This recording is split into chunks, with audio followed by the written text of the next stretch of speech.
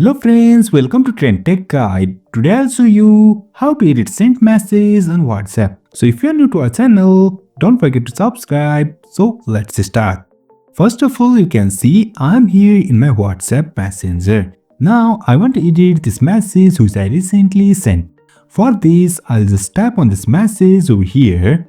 And on the top right, you can find here is 3 dots. Just tap on this.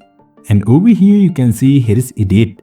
Just tap on this and over here you can find the message which you recently sent. Now to edit this, just use your keypad over here. For now, I'll edit this like this. We'll call you back on Sunday.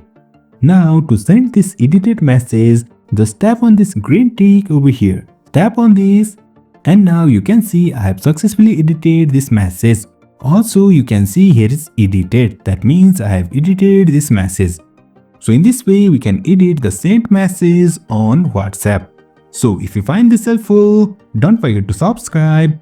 Have a good time.